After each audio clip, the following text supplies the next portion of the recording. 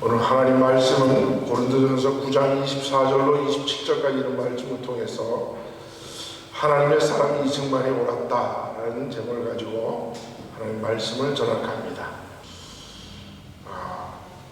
제가 오늘 이 말씀을 택한 이유는 얼마 전에 지난주인가요? 대한민국에 오랜만에 한강이라는 작가를 통해서 노벨 문학상을 받은 그 기쁨이 있지만, 그러나 그 기쁨 속에 담겨져 있는 또 한 가지의 그늘이 있음을 우리가 알아야 한다는 겁니다. 그 한강이라는 작가는 그의 소설 가운데서 너무나 잘못된 역사관을 가지고 있기 때문에 우리가 그 한강의 작품이 채식주의자라는 그 책을 통해서 노벨 문학상을 받았다 할지라도 역사를 잘못 알고 역사를 왜곡하는 소설을 쓰는 사람들을 우리는 그대로 받아들일 수가 없습니다. 그래서 그거는 제가 다음 시간에 다시 한번 제가 정확하게 왜 그런지를 제가 밝혀드릴 것인데, 오늘은 제가 무엇을 들고 나왔냐 하면 노벨 경제학상을 발표가 됐습니다. 세 사람이 그 경제학상을 공동 수상을 했는데요. 누구냐면 여기 있는 세 사람들입니다. 그 보스턴에 있는 MIT 교수인 데런 아세모글로라는 사람과 사이먼 존슨이라는 그 박사 교수와 그 다음에 시카고 대학에 있는 제임스 라빈슨이라는 이 세 사람이 공동으로 노벨 경제학상을 받았습니다. 근데 이 중간에 있는 사이먼 존슨이라는 사람은 와이프가 한국계 사람입니다. 그래서 한국을 너무 잘 아는 그런 경제학자입니다. 근데 이 사람들의 노벨 경제학상을 받게 됐는데, 그 공통적인 주제가 뭐냐 하면 이들의 연구 대상이 한국 발전상입니다. 한국이라는 나라는 어떻게 2차 세계대전이 끝난 이후에 수많은 나라가 독립을 했는데 가장 빈국의 나라였던 대한민국이, 어떤 학자는 그럴까지 이야기했습니다. 대한민국이 발전한다면 그것은 마치 쓰레기장에서 장미꽃이 피는 것 같을 것이다. 그건 곧 불가능하다라고 이렇게 예언을 정도했습니다. 그런데 그렇게 최빈국이었던 대한민국이 건국 이후 70년이 지난 오늘날 전 세계에 전무후무한 그런 금자탑을 쌓았는데, 그것은 무엇이냐? 가장 가난했던 나라가, 그리고 온 세계에 그 무상 원조를 받던 나라가 70년이 채 안 돼서 원조를 받던 나라가 원조를 해주는 나라가 되는, 그것은 세계 유일하게 대한민국밖에 없다. 그 나라를, 이 대한민국이 어떻게 경제가 발전했는지 그것을 연구 주제로, 물론 이제 경제에 그 바탕을 두고 있지만 그 예로 이제 대한민국의 이 한강의 기적을 가지고 이제 이 논문을 쓰게 되었다는 것이죠. 제가 이 사진을 넣습니다.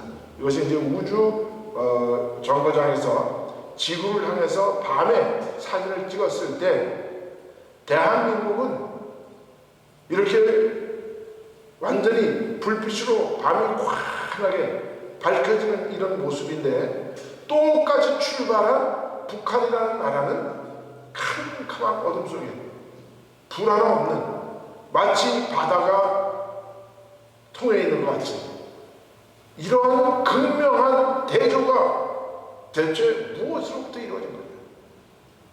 무엇이 문제이길래 남한은 이렇게 불야성이고 북한은 저렇게 캄캄한 어둠 속에서 살아야만 하는가? 우리가 주제를 놓고 보면, 이걸 문제의식을 놓고 보면 과연 누가 옳았느냐? 70년 정치 체제의 경쟁 속에서 자유민주주의를 택한 남한과 인민공산주의를 택한 김일성의 북한과, 그럼 누가 옳았냐? 이것을 우리가 오늘 이 사진 한 장을 보고도 우리는 얼마든지 판단할 수가 있다는 것입니다. 그런데 이 세 사람의 경제학자들이 노벨 경제학상을 받은 그 논문의 주제는 바로 책에 있었는데, 그 책은 무슨 책이냐면 국가는 어떻게 실패하는가, 국가는 왜 실패하는가라는 그런 책입니다. 자, 그럼 한국은 성공을 했는데 왜 북한은 실패를 했을까요? 그리고 약 한 40여 개의 나라가 2차 세계대전이 끝난 후에 독립을 했습니다. 그렇게 2차 세계대전이 끝난 후에 독립한 나라 가운데 거의 대부분의 나라는 경제에 실패를 했습니다. 그런데 한국만이 거기에서 예외라는 거예요. 그것도 북한을 제외한 남한, 자유민주주의를 택한 대한민국만이 국가가 실패한 게 아니라 국가가 성공한 나라 사례가 되었다는 것이죠. 과연 무엇인가 여기에. 그래서 우리가 그거를 한번 우리가 이 시간에 생각해 보면서 과연 대한민국을 탄생시키신 하나님의 뜻이 이것이었구나 하고 무릎을 칠 수 있는 이 시간이 되시기를 바랍니다. 자, 우리가 지난번에 제가 계속해서 이런 말씀을 드린 적이 있는데, 우리 기독교적인 경제관은 뭐냐? 경쟁이다, 경쟁. 여러분, 우리 천국에 가는 것도 경쟁입니다. 그죠? 왜냐하면 처음부터 사람은 땀 흘린 것만큼 땅이 소출을 준다 했어요. 그럼 땀 흘리지 않고 노력하지 아니한 사람에게는 그것은 불로소득이라는 거예요. 그럼 진정으로 우리의 소득은 무엇이냐? 열심히 일하고 열심히 땀 흘린 자, 그 자가 바로 성공하는 자다. 근데 오늘도 우리가 천국에 가는 것도 마찬가지인 거죠. 운동장에서 다른 일 하는 자들이 다 다를지라도 오직 상을 받는 사람은 한 사람인데 어떤 사람이냐? 열심히 노력하고 열심히 일하고 열심히 땀 흘리고 열심히 눈물로 기도하는 자, 그 자가 바로 다름질하여 끝까지 성공할 수 있다는 거죠. 이기기를 다투는 자마다 모든 일에 절제하는 자. 그래서 우리 기독교의 핵심은, 우리 믿음의 신앙에서의 핵심은 뭐냐? 절제해야 된다. 우리가 모든 건 내가 다 할 수 있으나, 무엇이든 다 할 수 있으나 하나님은 우리에게 복을 주셨죠. 어떤 복을 주셨습니까? 하나님이 그들에게 복을 주시며 그들에게 이르시되 생육하고 번성하는 땅에 충만하라. 내가 뭐든지 할 수 있어요. 생육하기 위해서는 내가 마음대로 먹을 수 있고, 번성하기 위해서는 내가 마음대로 성욕을 내가 부릴 수 있고, 땅에 충만하기 위해서 내가 모든 것 내가 다 차지할 수 있어요. 그러나 이렇게 모든 사람들이 다 식욕과 성욕과 사욕을 마음대로 사용하게 되면, 욕심을 부리면 세상은 어떻게 된다고요? 우리 토마스 합스가 이야기하는 것처럼 어떻게 된다 했습니까? 만인에 의한 만인의 투쟁에 의해서 사람들은 다 공멸되고 만다. 그러면 하나님은 우리에게 이것을 복으로 주셨는데, 그런데 왜 하나님이 이걸 우리에게 다 공명하도록 이런 복을 주셨냐 이거죠. 그것을 아시는 하나님께서는 우리가 그 복을, 본능적인 자유를, 그것은 경쟁을 통해서 이기기 위해서는 어떻게 해야 될 것이냐? 절제해야 된다. 절제해야 된다. 그래서 우리가 창세기 2장 17절에 18절에 하나님 이렇게 말씀하시죠. 여호와 하나님이 그 사람에게 명하여 가라사대 동산 각종 나무의 실과는 내가 입으로 먹되 선악을 알게 하는 나무의 열매는 먹지 말라. 내가 먹는 날에는 정령 죽으리라 하시니라. 하나님의 최초의 언약, 하나님과 약속, 내가 내 말을 약속을 지키면 너는 영원히 살 것이고 내 약속을 어기는 순간 너는 정령 죽으리라. 그래서 이 최초의 하나님과 인간의 언약, 이 언약을 지켜낼 때는 진정 우리가 생육하고 번성하고 땅에 충만할 수 있다는 거예요. 함께, 혼자가 아니라 내가 힘센 사람이, 큰 무기를 가진 사람이 이기는 것이 아니라 절제하는 사람이 이깁니다. 노력하면서 절제하는 사람. 아까 우리가 읽은 그 말씀처럼 이 길을 다투는 자마다 모든 일에 절제하나니 그들은 썩을 승리자의 관을 얻고자 하되 우리는 썩지 아니할 것을 얻고자 하노라. 그러므로 사도 바울은 그렇게 말씀합니다. 다른 일하기를 향방 없는 것 같이 아니하고 싸우기를 허물친 것 같이 아니하며. 자, 그런데 경쟁을 하되 우리가 경쟁을 하기 위해서 절제해야 됩니다. 그렇죠? 절제하고 뭔가 계획하고 그 계획대로 모든 절차를 진행시켜 나가는 겁니다. 그런데 그것이 허물치더니 방향이 없으면 아무 의미가 없다는 거예요.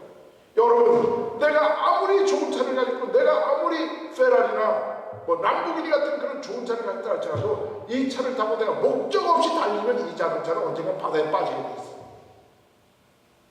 향변 없이 달리면 안 된다는 거예요. 왜 그렇습니까? 우리가 가야 할 천국이라는 분명한 목표가 있고 방향이 있다면 우리는 그 목적지에 다다르기 위해서는 무엇이 필요합니까? 계획과 그 계획에 따른 절제가 필요하다. 달려야 할 때는 달려야 하고 서야 할 때는 서야 하고 천천히 가야 할 때는 천천히 가야 하고 올림막을 올라갈 때는 올라가야 되고 내림막을 내려갈 때는 내려가야 되고 그런 절제가 없으면 그냥 아무데나 서로 달리고 아무데서나 성령을 내다보면 허공 없이 방향 없이 달리다 보면 바다로 빠지거나 남떨이 떨어져서 자동차와 함께 산화되게 만든다. 그러니까 무엇이든지 우리는 방향을 잘 정해야 돼. 어떤 방향으로 가야 할 것이냐? 그것은 다른 말이죠. 예수님이 우리에게 주신 십자가가 우리에게 가르쳐주는 방향이죠. 어디입니까? 우리가 가야 할 것은 또 천국인 거죠. 그런 그 천국에 가기 위해서 우리가 어떻게 해야 되느냐? 예수 그리스도께서 우리에게 주신 십자가의 그 길을 가야 한다. 그래서 내가 내 몸을 저 복종하게 하면 내가 남에게 전파한 후에도 방향 없이 해버리면 내가 던진 말에 의해서 내가 죽게 된다는 거예요. 분명한 목적과 분명한 방향의식이 있어야 한다는 거죠. 자, 그러면 어떻게 이런 사진이 나왔습니까? 방향을 잘못 잡았다는 거예요. 이승만 대통령이 1948년도 8월 15일 우리 대한민국을 건국할 때 어떤 방향으로 잡았습니까? 네 가지 기둥을 세웠습니다. 무엇입니까? 우리는 자유민주주의다. 절대로 공산주의는 안 된다. 왜? 공산주의는 종교를 말살하기 때문에 사람이 도덕과 그 다음에 양심을 저버리게 되고 사람이 자기 마음대로 살아버리는 이 세상이 되어버린다. 비도덕 상에서 살기 때문에 사람의 본능이 절제하지 못하는 사람이 됩니다. 그래서 이승만 대통령이 나라를 세울 때 자유민주주의 정치제도를 주었고 시장 경쟁을 주어서 시장이라는 경쟁 속에 이 사회가 발전을 만들었고 기독교를 믿는 신앙으로 나라를 세워야 된다. 왜? 지금까지 보니까 기독교를 믿는 영국이나 미국 같은 나라를 보니까 모든 사람들이 절제하고 믿음의 도덕을 가지고 양심을 가지고 살아가는 그 모습을 보니까 우리도 기독교를 우리가 신앙에 따라 살아야 된다. 그래서 기독 입국론을 세우고 싶은 것이죠. 그 그리고 우리는 지금 가장 가난하니까 어떻게든 미국의 가장 힘센 나라와 함께 우리는 가야 된다. 그래서 미국을 놓지 않았죠. 그래서 6.25 전쟁이 끝나는 막바지에 한미동맹이라는 협정을 맺어서 세상에서 가장 최상의 나라, 패거국의 나라가 가장 못 사는 그런 나라와 동맹을 맺게 된다. 그 동맹을 통해서 우리나라는 발전했고, 이제는 그 아우가 형의 도움을 받아서 자란 나라가, 성장한 나라가 70년을 지나고 나니까 이제 형을 도와줄 나라가 됐어. 그래서 이제는 한미동맹을, 한국이 우리 한미동맹 그만둡시다 하는 것이 아니라, 만약에 그랬다면 미국이 안 돼. 너 우리는 같이 가야 돼. 그래서 미군이 항상 하는 얘기가 뭐냐, 미국 대통령이 한국에 오거나 아니 한국 대통령이 미국에 오면 항상 하는 말이 뭡니까? 같이 갑시다. 내 책을 투구해야 돼. 같이 갑시다. 이제 미국이 처음 한미동맹을 맺으려고 할 때는 미국이, 야, 어떻게 너희 같은 나라하고 우리가 동맹을 맺냐? 안 돼. 얼마나 미국이 거부했습니까? 그러나 끝까지 이 한미동맹을 해야 우리가 살 수 있다는 신념하에 이승만 대통령은 한미동맹 협정을 맺었어요. 그러고 나서 전 세계 사람들이, 야, 이승만이라는 사람은 외교의 신이야, 외교의 신, 그런 별명을 얻게 됐다는 거예요. 진짜 그러니까 70년이 딱 지났는데 지금 보니까 이제는 우리가 한미동맹을 깹시다. 미국이 더 이상 더 무서워하는 나라가 됐어. 지경이 되버렸어. 그러니까 형이 아우를 도왔는데 아우가 이제 더 성장을 해서 형을 도와주는 그런 동맹이 되었다는 거예요. 얼마나 중요합니까? 무엇입니까? 바로 방향을 올바로 정했다는 거예요. 기독 입국론, 가장 잘 사는 나라와 동맹을 맺어서 도움을 얻는 것. 그 다음에 자유시장 경제, 그 다음에 자유민주주의 정치, 이것을 통해서 나아갔더니 70년 만에 나라가 이렇게 성공했다. 우주에서 보면 나만 땅은 이렇게 불야산같이 환하게 빛나는데 방향을 잘못 잡은 공산주의, 사람의 본능을 무시해버리는 이 공산주의, 기독교를 말살시키려는 이 공산주의, 방향을 잘못 잡은 북한은 나라가 지금 이 모양이 꼴이었다. 그래서 우리는 하나님이 우리에게 설정해 주신, 대한민국을 건국케 하신 그 하나님의 뜻대로 나라를 이끌어 갔을 때 나라가 이렇게 모든 전 세계 사람들이 우러러보는 그런 나라가 될 수 있었다는 거죠. 그러니까 뭡니까? 하나님의 말씀, 약속으로 철저한 자유, 내가 마음대로 할 수 있으나, 내가 무엇이든지 할 수 있으나, 그러나 하나님의 약속을 지키기 위해서는 내가 절제해야 돼. 그것이 바로 우리 신앙입니다. 그 육신의 본능에 따라 마음대로 할 수 있으나 자신이 한 행동에 대한 책임을 지는 자유, 프리덤의 자유로 말미암아 우리가 살아가야 한다는 거죠. 그렇고 그것을 깨닫는 자가 바로 진리를 알지니 진리가 너희를 자유케 하리라. 그 자유를 깨닫는 사람은 뭐냐? 성경은 폐하지 못하나니 하나님의 말씀을 받은 사람들을, 예수님이 이렇게 말씀하셨어요. 성경이 뭐라고 말하느냐? 성경의 말씀을 깨달은 자, 하나님의 말씀을 받은 자, 그 사람을 내가 신이라 했다. 그것을, 진리가 무엇인지를, 자유가 무엇인지를 깨달은 사람은 하나님께서 신이라고 한다. 신이라. 그러니까 예수님께서 내가 하나님의 아들이고 내가 하나님의, 우리 전능하신 하나님의 아들이라 했을 때 사람들이 뭐라 그러니까 저 돌로 쳐 죽이자. 그럴 때 예수님께 이렇게 말씀하신 거예요. 성경을 폐할 수 있느냐? 성경에서 시편에서 뭐라고 하느냐? 하나님의 말씀을 깨달은 자, 그 사람을 내가 신이라고 하지 않냐? 내가 하나님의 말씀을 깨달고 하나님의 아들이라고 했을 때 내가 무엇이라고 하느냐 이거죠. 우리가 이런 자신감이 있어야 돼요. 하나님의 자녀라면, 하나님의 아들이라면, 하나님의 속한 자녀라면, 하나님은 내 아버지라고 부를 수 있는 하나님 여호와의 이름이 자유이기에 나도 자유하다 라고 선포할 수 있는 신앙을 가져야 한다는 거죠.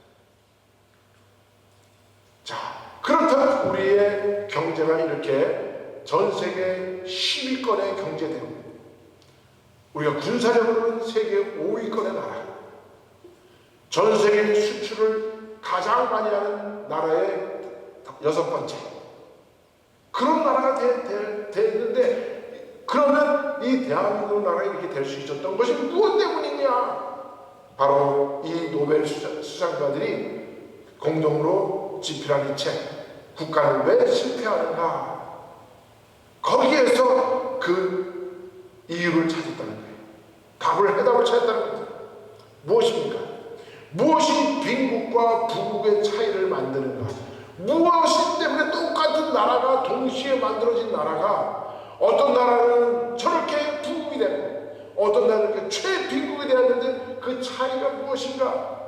알고 봤더니 땅덩어리가 크고 나라의 사람 수가 많은 것이, 그것이 요인이 아니라 그 나라가 어떤 시스템을 만들어서 국가를 평행하느냐, 그 시스템이 중요하더라. 우리는 어떤 시스템이었습니까? 프리덤의 자유라는 자유민주주의, 자유시장 경제 시스템. 그 다음에 우리는 하나님이 우리에게 주신 기독 이국론, 그 다음에 우리는 가장 잘 사는 나라와 함께 간다.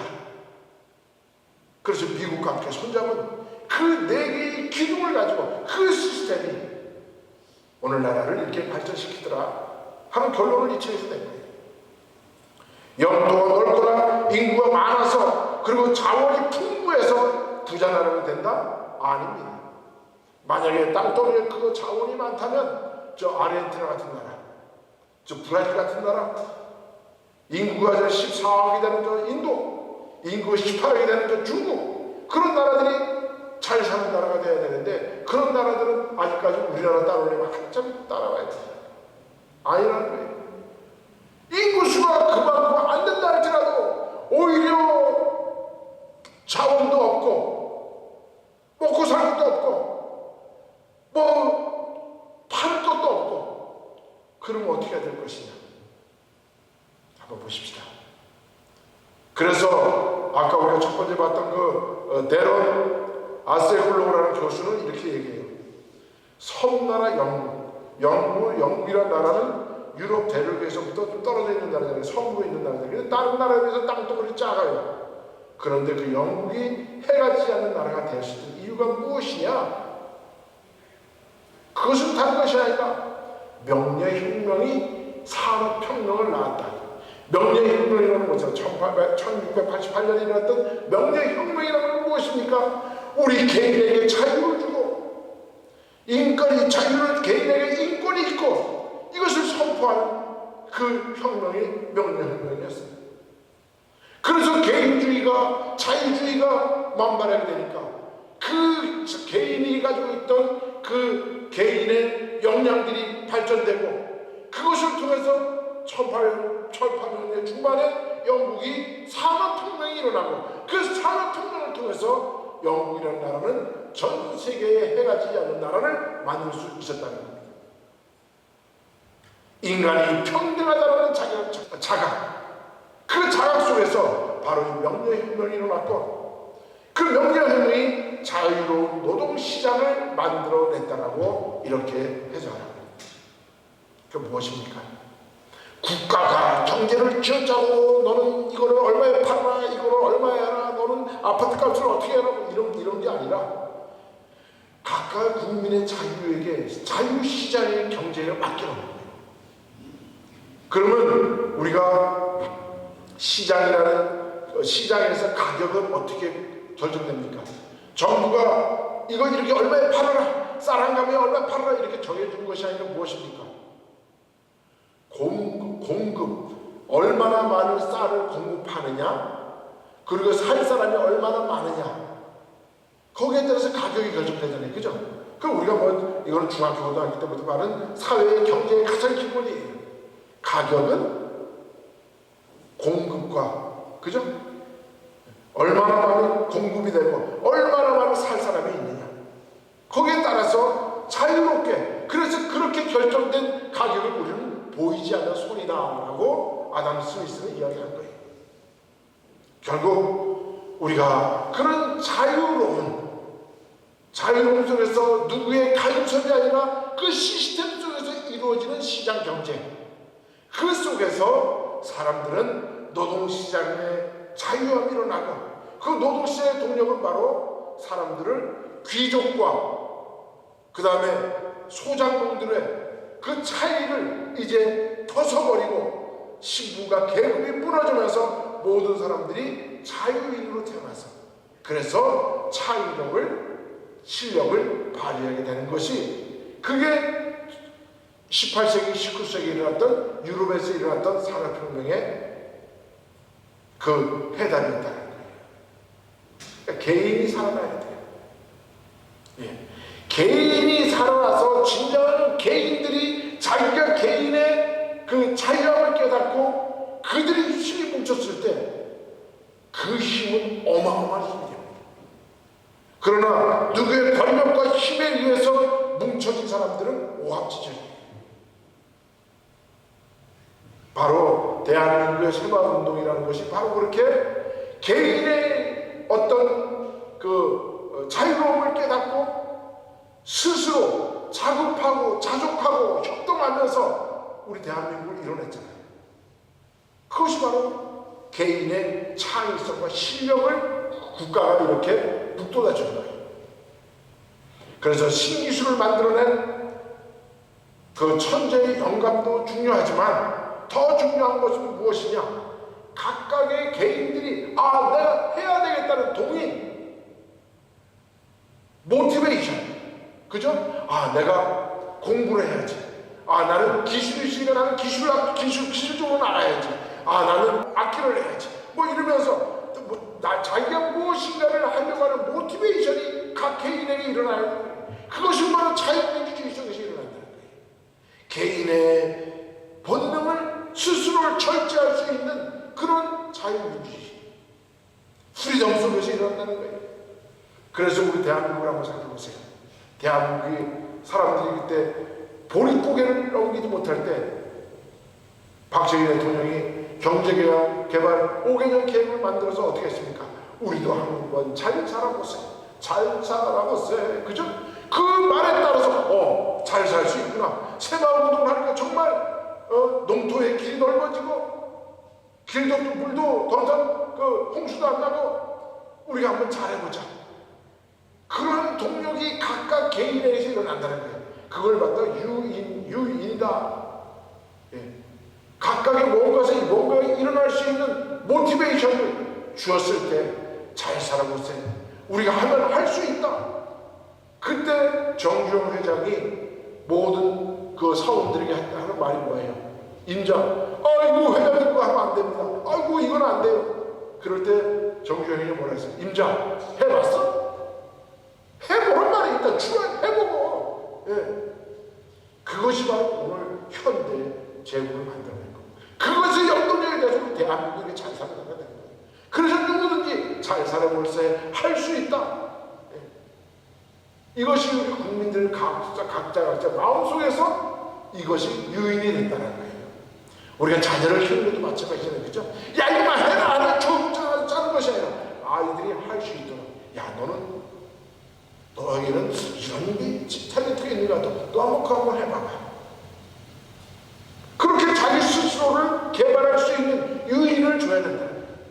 그것이 바로 창의성이고, 그 창의성을 말미암아 내가 한 일에 대해서 보상을 받게 되니까 더 큰 보상을 위해서 더 발전하게 된다는 거예요. 이것이 바로 국가는 왜 실패하는가? 이러한 그럼 성공한 나라는 무엇이냐? 바로 이거입니다. 그래서 대한민국의 성공은 한강의 기적을 낳는데, 우리 대한민국이라는 나라는 원래 죽었던 나라라고 내가 했잖아요. 그죠? 그래서 우리가 1948년도에 나라가 건국되어서 부활했다고 했었잖아요. 그죠? 죽었던 나라. 근데 영국의 여성 하버드 대학의 여성 국제 정치학자 타니샤 파샬이라는 교수는 국가의 죽음, 국가가 어떻게 죽느냐라고 봤더니 국가가 옆 나라 가장 가까운 나라에 죽어요. 그래서 1815년부터 1965년까지 150년 동안 쭉 나라가 200여 개의 나라가 있어요. 207개의 나라가 있었는데 그 중에 150년 동안 약 66개의 나라가 사라졌어요. 죽었어. 근데 그 죽은 요인을 보니까 옆 나라와 싸우다가 죽었어. 멀리 있는 나라는 나하고 싸울 이유가 없어. 땅에 국경이 없기 때문에. 근데 항상 전쟁은 어디서부터 일어나요? 가까운 나라의 국경 때문에 일어나요. 그래서 우리나라도 이 저자에 의하면 우리가 1905년 일본에 뚫고 맞아서 조선의 나라가 죽었다 이렇게 기록을 하고 있습니다. 그렇게 죽었던 나라가 우리가 1948년도에 우리가 부활을 해서 오늘 한강의 기적을 이뤘다. 그래서 한국은 가난에서 탈출한 성공한 매우 모범적인 나라로 이렇게 이 책에 국가는 왜 실패하는가라는 이 책에서 이들이 써서, 그리고 이 경제라는 것이 막 착취하는 그걸 extracting 시스템이라고 해요. 약탈적인 시스템. 그 다음에 포용적인 시스템, 인클루시브 시스템. 이 경제라는 것이 두 가지 시스템이 있는데 성공한 나라는 보니까 포용적이야, 인클루시브. 근데 실패한 나라들의 대부분의 나라는 뭐야?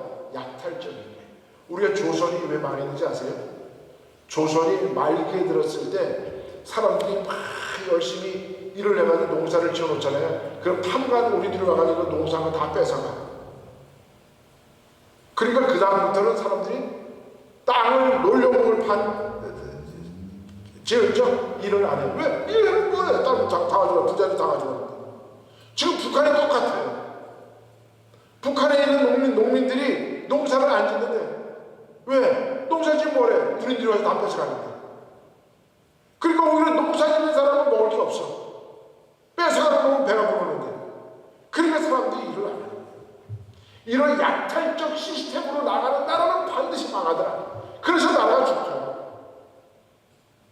그러나 포용적 제도, 모든 사람들이 다원성을, 다양성을 인정하고 그 사람들이 하는 그 생각들의 다양한 다원적인 생각들을 받아들이고 그들을 하나로 묶어주는 이런 포용 정책이 바로 사람들에게 뭔가 모티베이션을 주게 하고 그것을 통해서 노력하는 것만큼 보상이 오게 하는 그런 나라가 부강하게 되더라. 그것은 딴 것이 아니라 우리 대한민국이 가졌던 최초의 나라가 건국될 때 만들었던 자유민주주의, 자유시장 경제제도, 법치주의, 기독국문이다. 이것을 통해서 70년 만에 대한민국은 인류 역사상 전후무한 그런 우리 대한민국이라는 나라를 이뤄냈다는 것입니다. 그래서 북으로 가는 것은 무엇이냐? 북으로 나라, 부자가 되는 나라.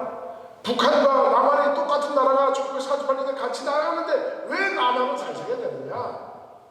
메커니즘적 시스템인데 자유시장 경제제도를 하겠다. 그 다음에 국가의 길은 뭐냐? 법치를 세워서 그 법대로 나라를 다스리는 거예요. 헌법이라는 걸 만들어서 그 헌법에 넘어지. 근데 오늘날 우리가 대한민국 위험한 게 뭐냐 하면 지금 이 법치주의가 무너져. 도둑놈들이 국회에 다 들어가고 거짓말쟁이들이 국회에 들어가고 가짜들이 들어가가지고 나라를 무너져. 법치가 무너지면 그 나라는 무너지게 되는 거예요.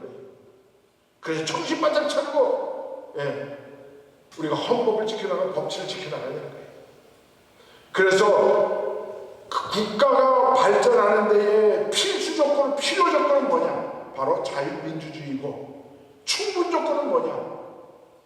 그 각각의 국민들이 가지고 있는 정체성. 우리는 자유민주주의를 신봉한다. 이것이 아니면 죽음을 달라 라고 하는 정체성. 그래서 우리의 헌법을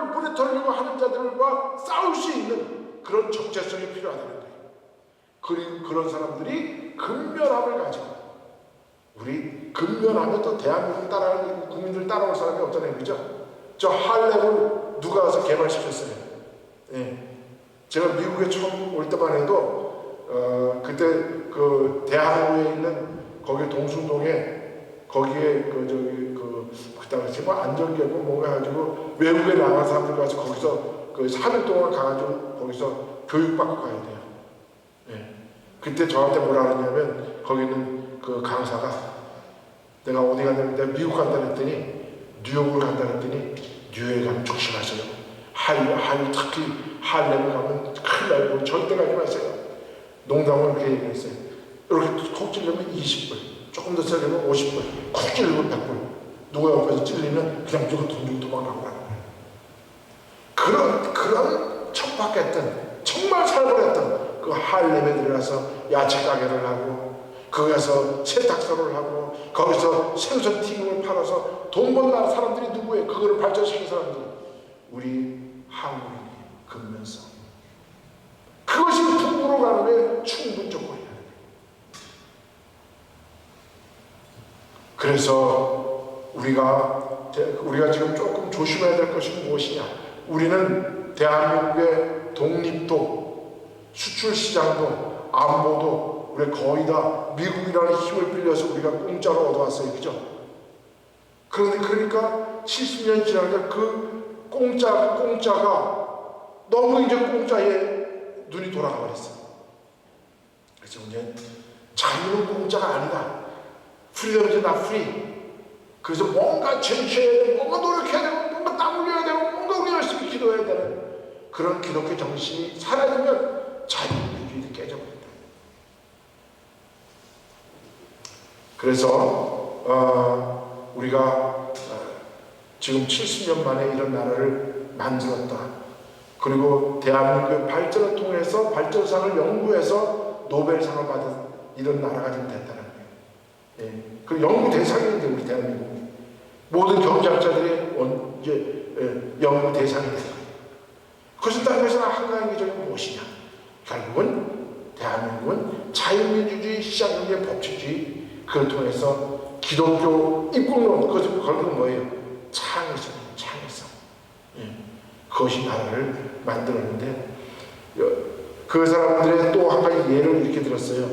1853년도에 저기 그 멕시코 국경에 있는, 뉴멕시코 국경에 있는 그 노갈레스라는 그런 도시가 있어요. 근데 1854년도 미국이 그 멕시코로부터 그 도시를 샀어. 반을. 그래가지고 거기다가 국경선을 쫙 만들었어. 그리고 나서 몇십 년이 지났는데 어떻게 됐느냐? 여기 국경선을 보니까 이쪽에는 산꼭대기에 보면 그림에 이쪽에 보면 막 산꼭대기에 동네 집들이 있고 이쪽에는 자연이 그대로 살아있잖아요. 그죠? 미국이라는 나라는 부국이 됐고 미국 쪽 노갈리스는 아주 부유한 그런 동네가 됐고 똑같은 동네였는데 1853년 이후로 멕시코에 속해 있는 노갈레스는 아직도 이렇게 빈촌이 많이 있더라고요. 결국 무엇이냐? 시스템입니다. 시스템. 어떤 시스템이냐? 약탈적 시스템이 아니라 인클루시브, 포용적 시스템. 예. 왜 멕시코가 이렇게 많이 있냐? 멕시코는 4대 재벌이 전 국가의 부의 30%를 내 재벌이 다 가지고 있어요. 10%의 백인이 90%의 멕시코의 부를 다 차지하고 있어요. 그러니까 약탈적이에요. 포용적이 아니라 몇 사람을 위해서. 어느 나라든지 중산층이 발달해야 그 나라가 든든하잖아요. 그죠? 허리가 든든해야 되잖아요. 그런데 이 노갈레스라는 이 도시는 똑같이 출발했는데 반을 딱 긋고 나중에 시간이 지나니까 이렇게 변했다는 거예요. 이런 예를 들었어요. 결국 우리가 이 책을 통해서 배울 수 있는 것은 결국 남북의 차이, 부국과 빈국의 차이는 결국 무엇이었다? 어떤 시스템, 어떤 방향성을 가지고 나가느냐. 네. 다른 것이 아니고 우리는 기독교권이었고 자유민주주의였고 자유시장경제 체제였고 법치를 중요시하는 그 그러한 시스템 속에서 대한민국과 북한의 차이는 이렇게 벌어졌다라는 것이 제 결론입니다. 이제 대한민국이 이렇게 모든 경제학자들의 연구 대상이 된 것 자체가 우리 얼마나 자긍심이 있었고요. 그렇죠? 그게 결국 누가 옳았어요? 김일성이 옳았어요? 이승만이 옳았어요? 이승만이 옳았다. 그래서 우리는 이런 자긍심을 가지고 더욱더 우리의 창의력을 발휘할 수 있도록 우리가 더욱더 노력해야 되겠다. 기도합시다. 하나님 감사합니다. 우리 대한민국의